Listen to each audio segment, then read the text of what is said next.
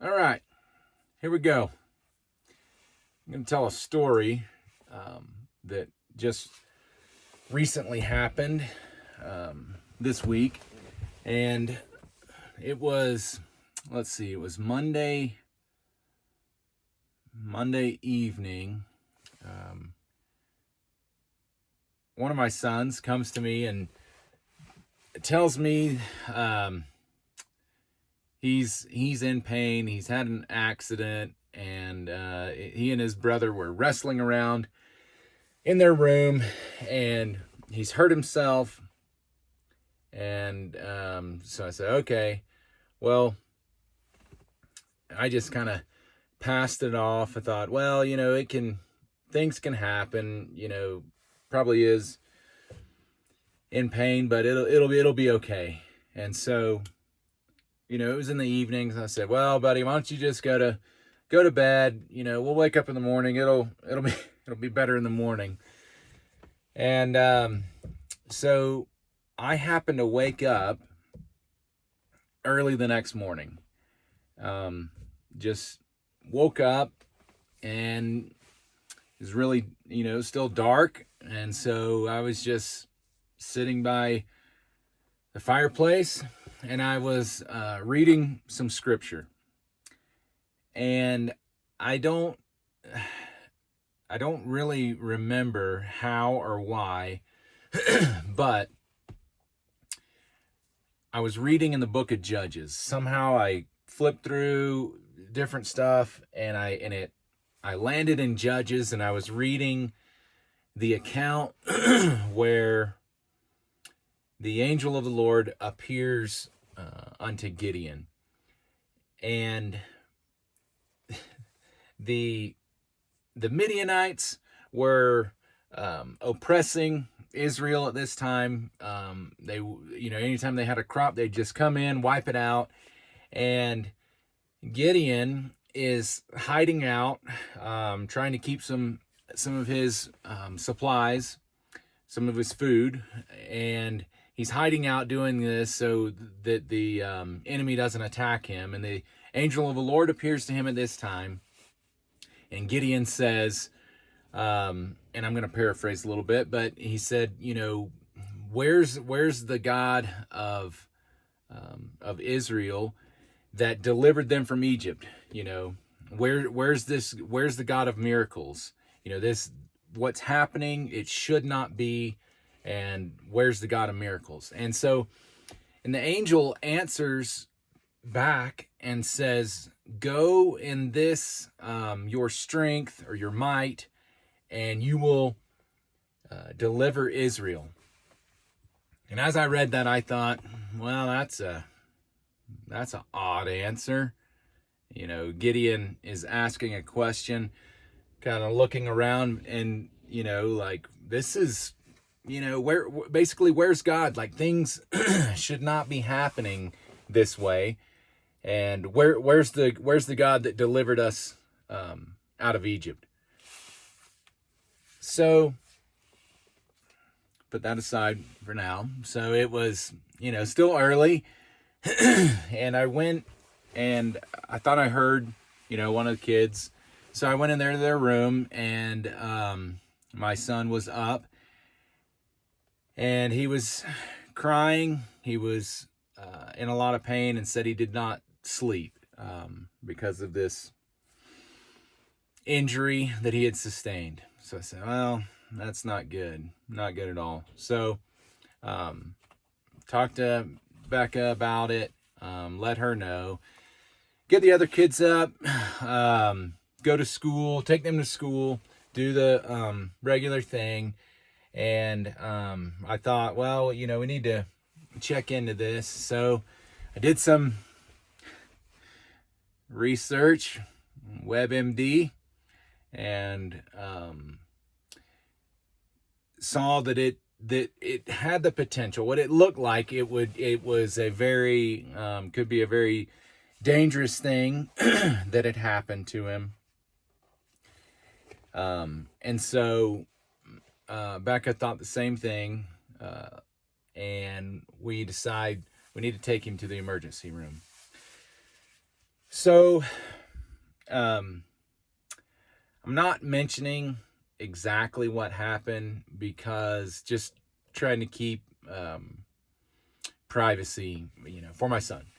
But it was it was very significant what had happened, and so we take him to the ER. And when we get there, everybody's kind of on. We tell them what we think it is, and so they, are in kind of high alert, and they do some scans. They, bring some people in. The doctor comes in and says, "Okay, here's what I think. What we could be looking at, and if it is this, um, we're going to." We're going to the children's hospital, send you to the children's hospital, and you're going to be in emergency surgery right away. So just nothing that you want to hear, but there we were. They started doing their scan, and my son's laying on the hospital bed, while the nurse is doing her scan, and I'm at the foot of the bed. So he's kind of laying up here, and I'm at the foot of the bed, and I just put my hand on his leg, kind of on his ankle, foot area, and his leg was shaking, and it was cold. So I knew he was in a lot of pain, and I knew that he was afraid, and I think everybody was. And so I'm holding on to his leg there, and I'm just praying, and I was just thinking, like, man, this is such a bizarre, like, occurrence, just a weird situation. But I'm praying because I don't want my son to go into surgery. I don't want to be in the hospital. It's no place for anybody. I don't like them. I'm very thankful that we have them, but I don't want to be in the hospital. So I've got my hand on his leg, and I'm praying for him, and that the verse from earlier that morning pops in my mind, and it was Gideon looking around, saying, "Hey, this is odd. Like, we're God's people. Like, where's this God of miracles?" And so as I'm praying, I ask that question,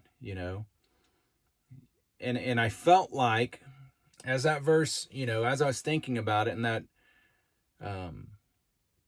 verse came to mind, like, where's this God of miracles? And then the answer was, go in this your strength. I couldn't find the correlation, but I felt like that the answer to that, like how that is Gideon's strength, is that he was looking for the God of miracles. That's who he was looking for, like looking around and saying, where is the God of miracles? And so I felt like that was the answer. Like, if we are looking for the God of miracles, that is our strength. So I'm there praying, and I ask, like, where is the God of miracles? And this next part that I'm telling you, this took place in my mind. But it was very vivid, very clear. So there I am. I'm holding onto my son's ankle, and praying, and I say, where's the God of miracles? And I see in my mind,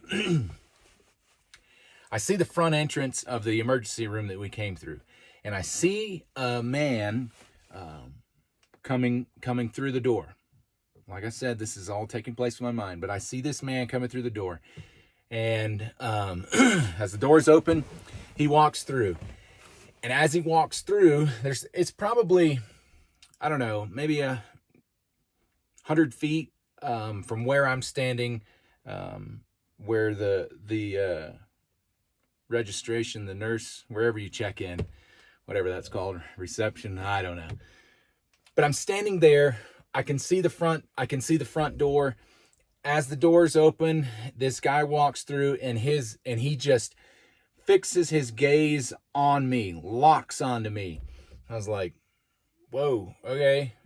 So I don't know if you've ever been around that, but like if somebody is like looking for you, it's like, okay, well, this guy wants to chat. So he just comes, and the closer he gets, I can see that he has a huge smile on his face. He's wearing blue jeans. He has on like this plaid, maybe flannel, blue long sleeve shirt. He's got on a baseball cap, and he just looks like a rancher. He's got a beard. And so as he gets, close enough to me, I stuck out my hand and I shook his hand, and as I was doing that, as I reached out my hand to shake his hand, we're in the room where my son is, and he's on this side of me. My son bed is he's laying on the bed, and I reach out and I shake hands with this guy. And he shakes my hand, and then he just gives me an embrace. He just hugs me. As he's hugging me, he reaches over to my son and sticks his hand out like to give him a high five. And as soon as my son reaches back, to slap a high five with him, this guy just puts his arm just straight up. And my son their hands are about this close. They're not quite touching. They're about 3 inches apart. He's got him up here like this. He's got a huge smile on his face. My son is up there and he is laughing. He's horizontal. He's like the blades of a helicopter. And this guy just has him up here, and he starts spinning. Not super fast, but just spun him around 6 or 8 times. And as he's spinning, my son is laughing, and this guy is laughing and just held him up there just like this. And it spins him around, I don't know, 6 or 7, 8 times, something like that. And then he lowers him down, like their hands never touch. And he just lowers him down back behind me to where my wife is standing. He lowers him down and hands him to my wife.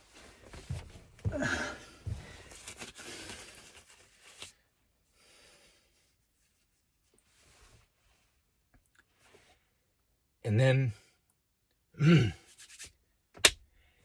he gives her a big hug.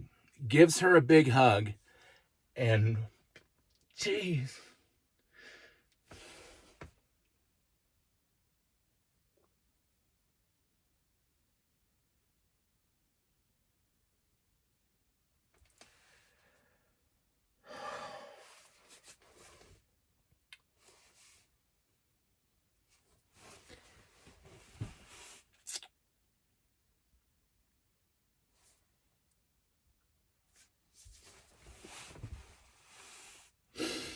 Okay.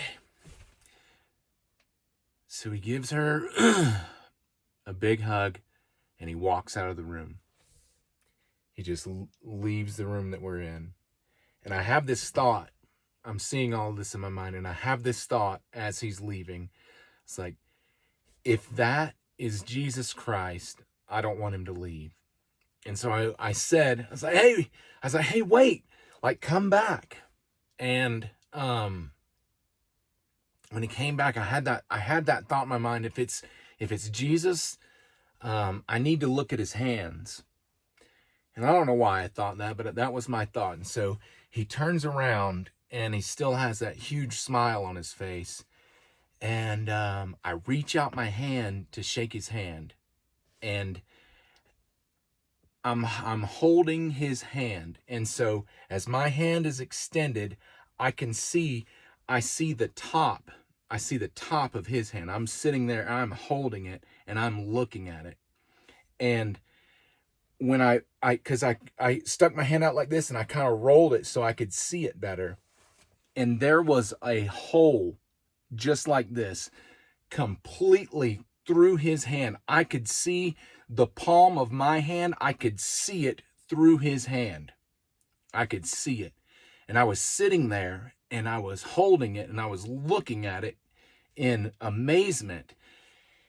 And he's looking at me, he's smiling, looking at me.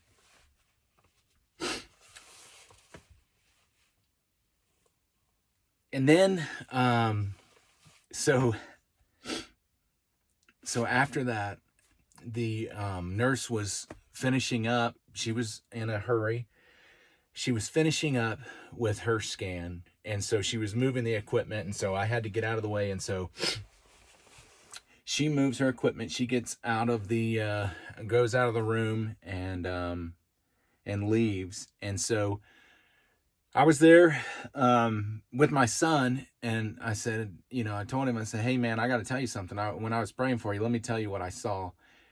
And I described to him what I saw, and he just laughed and said, yeah, that's pretty cool. I said, well, it happened, when I was praying for you.